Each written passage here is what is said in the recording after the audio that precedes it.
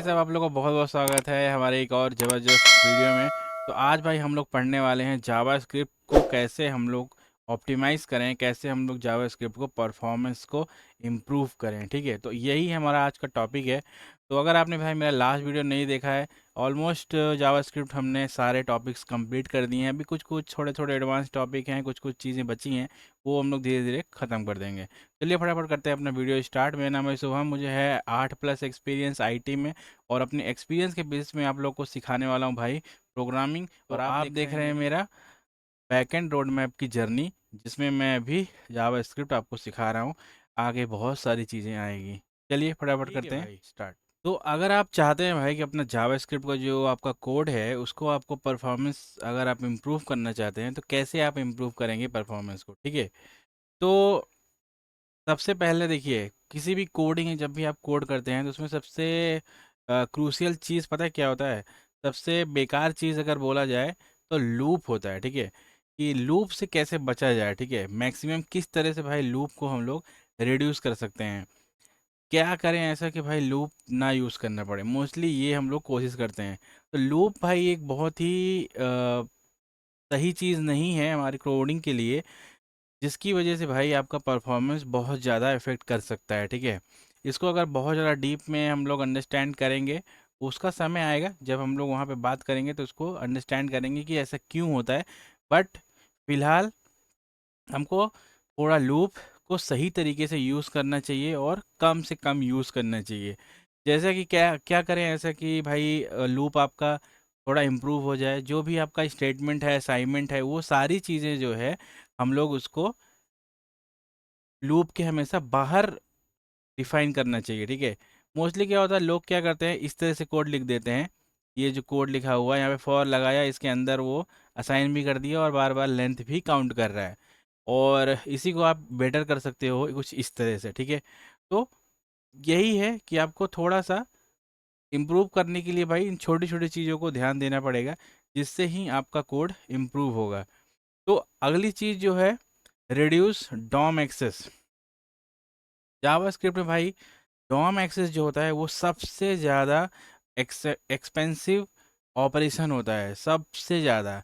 आपको भाई पूरी तरीके से बचना चाहिए कि आप किसी भी तरीके के डॉम एक्सेस ना करें। ठीक है, और अगर आप देखेंगे डॉम एक्सेस का एग्जांपल, तो इस तरह से कुछ होता है कि मान लीजिए आपने कोई आईडी के थ्रू आपने वो एलिमेंट लिया और उसका इनर एचटीएमएल आपने चेंज कर दिया।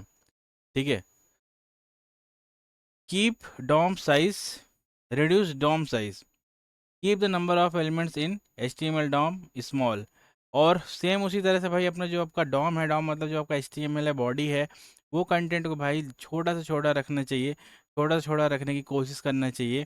ज़्यादा जितना ज़्यादा भाई रहेगा रेंडरिंग, जितना ज़्यादा आपका डॉम जितना बड़ा होगा उतना ज़्यादा आपको प्रॉब्लम होगा। ठीक है, आपका कोड उतना ही स्लो एग्जीक्यूट होगा, उतना स्लो रेंडर होगा। जैसे आप देखेंगे कभी हैंग हो गया और अचानक से आपको विजिबल हो जाता है ना, दिखता होगा।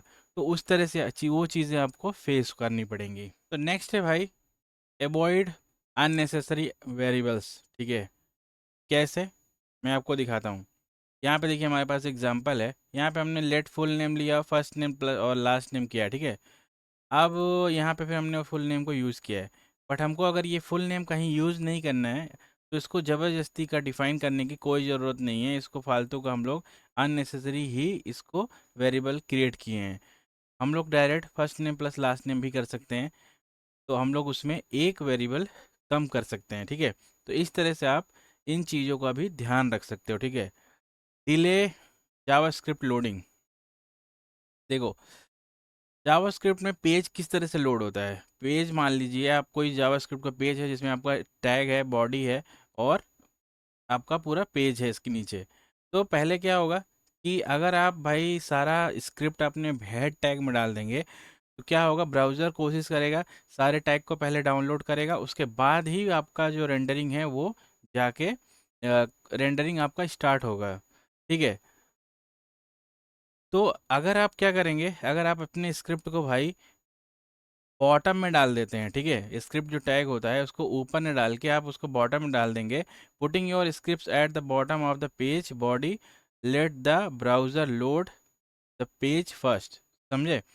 तो अगर आप अपनी स्क्रिप्ट को भाई नीचे डाल देंगे तो उसकी वजह से क्या होगा कि जो रेंडरिंग है वो रेंडरिंग आपका पहले हो जाएगा, ठीक है। उसके बाद आपकी स्क्रिप्ट डाउनलोड होगा, और जब आपका भाई स्क्रिप्ट डाउनलोड होना शुरू हो जाएगा तब ब्राउज़र कोई भी रेंडरिंग नहीं करता है, ठीक है, कोई भी पार्सिंग नहीं करता ठीक है। है। तो और इसका अल्टरनेट ये है कि अगर आप चाहते हैं कि अगर आपका जो स्क्रिप्ट है वो आपका बॉडी पार्सिंग या बॉडी रेंडरिंग जो भी है पेज का होने के बाद आपका स्क्रिप्ट लोड हो, तो आप उसके लिए क्या कर सकते हैं, अपने टैग में आप ये चीज़ यूज़ कर सकते हैं, डेफर ट्रू। जिसकी वजह से क्या होगा कि जब बॉडी आपकी रेंडर हो जाएगी उसके बाद ये एग्जीक्यूशन होगा इसका, ठीक है, इस वाली स्क्रिप्ट का। तो इसको भी यूज़ करते हैं, बट ये सिर्फ वर्क करता है एक्सटर्नल यूज़ के लिए।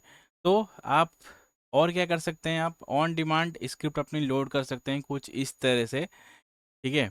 अगर नहीं चाहते हैं कि बॉडी ब्लॉक हो या ब्राउज़र ब्लॉक करे आपका स्क्रिप्ट, तो आप इस तरह से भी यूज़ कर सकते हैं, ठीक है।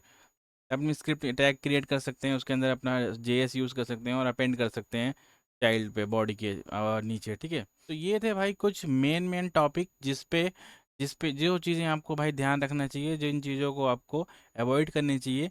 इन चीज़ों की मदद से आप अपने जावास्क्रिप्ट को काफ़ी हद तक इम्प्रूव कर सकते हैं, और होने की इसमें बहुत सारी चीज़ें आ सकती हैं, बट ये जो है ये टॉप चीज़ें हैं, अगर इनका आप ध्यान रखते हैं तो आप एक अच्छा इन्वायरमेंट, एक अच्छा एप्लीकेशन बना सकते हैं, ठीक है। तो चलिए मिलते हैं आपसे नेक्स्ट वीडियो में। जो भी भाई मैंने कंटेंट यहाँ यूज़ किया है इस सारा कुछ मैंने अपने ब्लॉग में राइट कर रखा है, आपको डिस्क्रिप्शन में लिंक मिल जाएगा, तो आप वहाँ से जाके चेकआउट कर सकते हैं। तो मिलते हैं आपसे नेक्स्ट वीडियो में, bye bye, tata, see you, thanks for watching.